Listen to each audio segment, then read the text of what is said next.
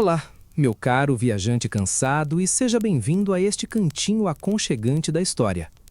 Antes de começarmos nossa jornada pelas estradas de terra batida da Europa medieval, eu queria te dar as boas-vindas, caro ouvinte. Seja você alguém alinhado debaixo das cobertas, pronto para pegar no sono, ou simplesmente procurando relaxar com uma contação de histórias calma, fico muito feliz que você tenha escolhido se juntar a mim esta noite. Se não se importar, adoraria saber de que parte do mundo você está me ouvindo e que horas são por aí agora. É sempre um prazer ver a comunidade diversificada de entusiastas de história reunida aqui. Agora, respire fundo. Deixe os ruídos dos carros e a luz das telas se dissiparem. Em seu lugar, ouça um som suave de pés em uma estrada poeirenta, o canto distante de um pássaro e o murmúrio de uma oração. Hoje, não visitaremos castelos ou cortes reais. Em vez disso, nos juntaremos aos milhões de homens e mulheres comuns que empreenderam a jornada mais importante de suas vidas, a peregrinação. Viajaremos com eles, sentiremos suas dores, seus medos e sua fé inabalável. Prepare-se para descobrir por que uma jornada em busca da salvação era muitas vezes uma dança com a própria morte. Imagine a vida de um camponês do século XII. Sua existência é definida por um pequeno pedaço de terra, pelo ciclo das colheitas e pelo sino da igreja local. O mundo para você é a sua aldeia e talvez a cidade vizinha em um dia de mercado. A ideia de viajar centenas ou mesmo milhares de quilômetros a pé é quase inconcebível. No entanto, algo o chama. O que poderia motivar alguém a abandonar sua casa, sua família e sua única fonte de sustento para embarcar em uma viagem tão perigosa? As razões eram tão variadas quanto os próprios peregrinos. Para muitos, era uma questão de fé e penitência. Em uma época em que o pecado e a danação eram realidades aterrorizantes, a peregrinação era uma forma de expiação. Um crime grave, um pecado mortal confessado a um padre, ou simplesmente o peso de uma vida de pequenas transgressões poderiam ser purgados através dos sofrimentos da estrada. A jornada era, em si, uma oração ambulante, um sacrifício físico oferecido a Deus. Para outros, o chamado era de esperança e cura. O mundo medieval era assolado por doenças que não tinham cura conhecida: a lepra, a peste, a cegueira, a paralisia.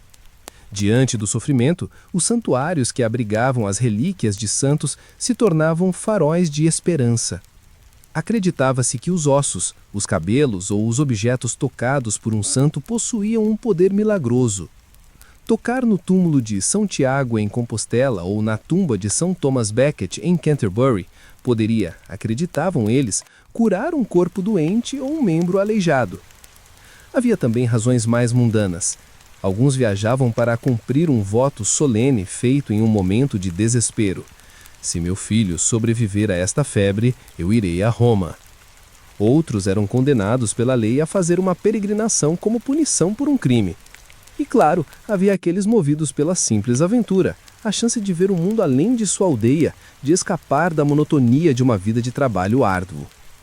Qualquer fosse o motivo, a decisão era monumental. O peregrino se preparava como se estivesse partindo para a morte. Ele fazia seu testamento, despedia-se de seus entes queridos e recebia uma bênção especial do padre local. Vestido com uma túnica simples de lã, um chapéu de abas largas e carregando um cajado e uma pequena bolsa, a sacola do peregrino, ele estava pronto. Seus únicos companheiros, sua fé e a incerteza da estrada à frente. A peregrinação era um ataque implacável ao corpo. A jornada diária de caminhar de 20 a 30 quilômetros, dia após dia, com calçados de couro inadequados, cobrava o seu preço. Pés que ficavam em carne viva, cobertos de bolhas e feridas. Músculos doíam com uma dor constante e roedora. A exaustão se tornava uma companheira permanente. A fome e a sede eram espectros sempre presentes. O peregrino carregava o que podia: um pedaço de pão duro, um pouco de queijo, talvez um odre de água ou vinho. mas os suprimentos acabavam rápido. Ele dependia da caridade de estranhos, da generosidade de mosteiros ou da compra de comida em vilarejos ao longo do caminho. Em tempos de escassez ou em trechos desolados da estrada, a fome era uma agonia real. A água era igualmente um problema.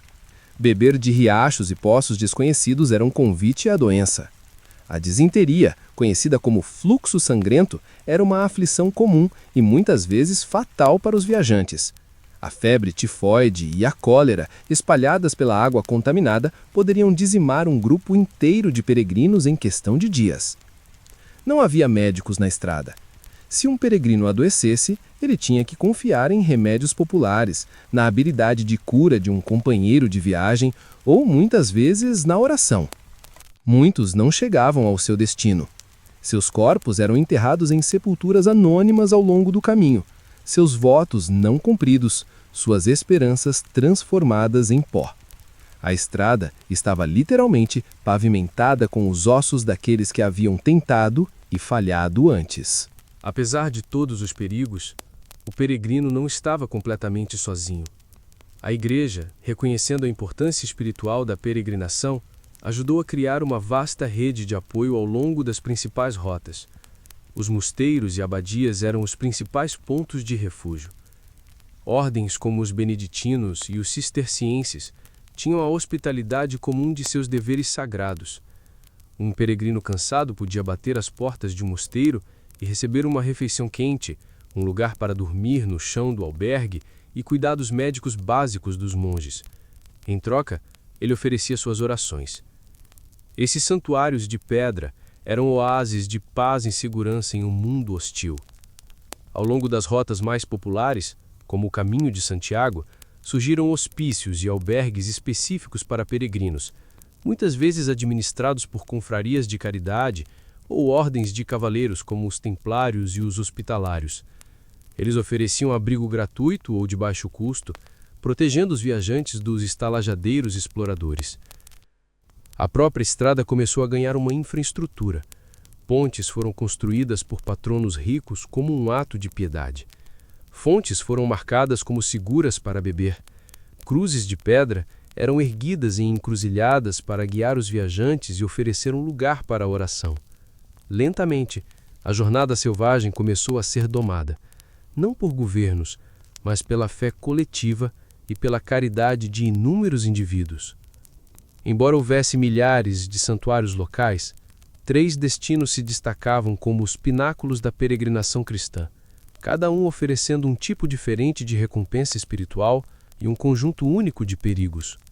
Roma, o coração da Igreja Católica, era o destino para aqueles que buscavam a absolvição.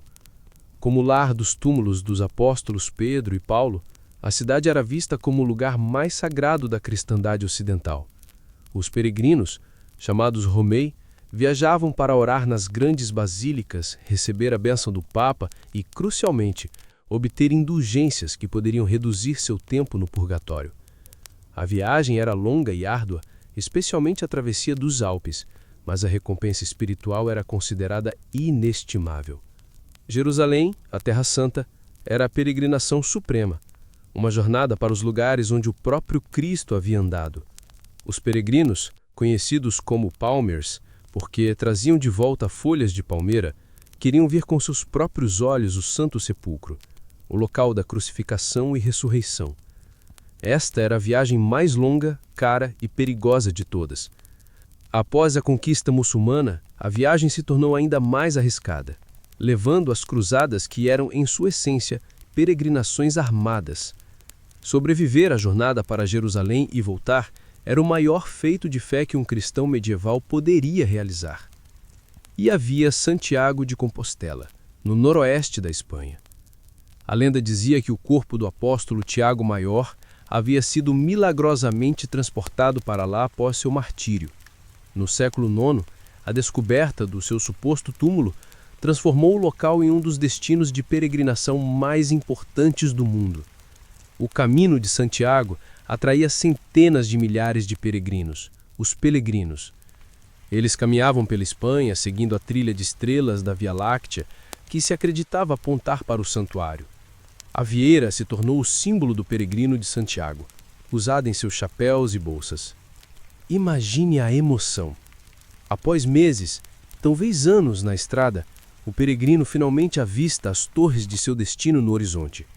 Exausto, magro, mas com o coração cheio de uma alegria avassaladora, ele entra pelos portões da cidade sagrada. A primeira parada era sempre a catedral ou santuário. O peregrino se juntava à multidão, avançando lentamente em direção à relíquia sagrada. A atmosfera era elétrica, uma mistura de solenidade, choro e êxtase. Ele finalmente se ajoelhava diante do túmulo, tocava a pedra fria e derramava seu coração em oração. Ele confessava seus pecados, pedia por sua cura, agradecia por ter chegado em segurança. Era o clímax de sua jornada, um momento de profunda conexão pessoal com o divino. Após as devoções, havia o lado mais prático da chegada. O peregrino comprava uma lembrança, um souvenir sagrado, para provar que havia completado sua jornada. De Roma, ele poderia trazer um distinto com as imagens de Pedro e Paulo. De Jerusalém, uma folha de palmeira ou uma pequena cruz feita da madeira do Monte dos Oliveiras. De Compostela, a icônica concha de Vieira. Esses objetos não eram meras lembrancinhas. Eram considerados relíquias secundárias, imbuídas do poder do lugar santo. Mas a chegada era apenas a metade da história. Agora ele tinha que fazer a longa viagem de volta para casa. A estrada de volta apresentava os mesmos perigos, mas o peregrino agora viajava com um espírito diferente. Ele não era mais um penitente em busca de perdão, mas uma alma renovada, carregando a bênção do santo consigo. O retorno à sua aldeia era um momento de grande celebração. Ele era visto como um herói, um homem que havia caminhado até os confins da terra e retornado transformado. Ele contava histórias dos lugares que viu, das pessoas que conheceu. Ele mostrava seu distinto de peregrino, um símbolo do seu status elevado. Ele não era mais apenas um camponês. Ele era alguém que havia tocado o sagrado. A peregrinação foi mais do que a soma de milhões de jornadas individuais. Foi uma força poderosa que moldou a própria face da Europa medieval.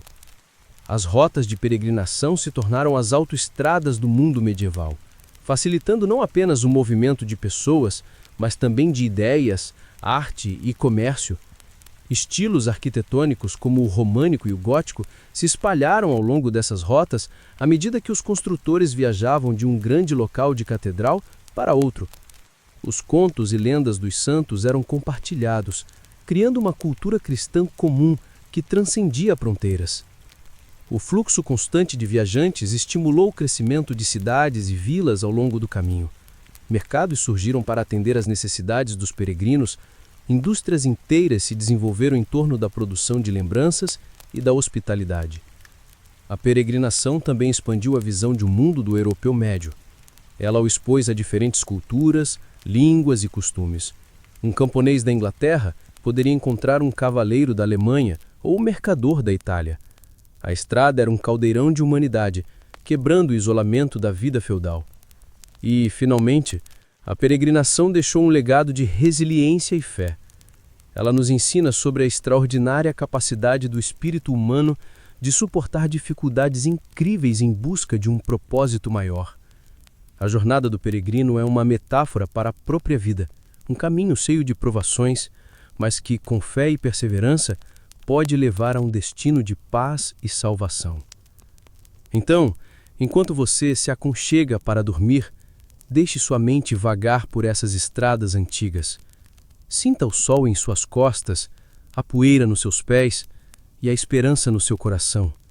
Acompanhe o peregrino em sua jornada não como um observador distante, mas como um companheiro de viagem, pois, em certo sentido, todos nós estamos em nossa própria peregrinação, buscando nosso próprio santuário. Obrigado por se juntar a mim esta noite. Que seus sonhos sejam pacíficos e que as suas próprias estradas sejam seguras. Bons descansos.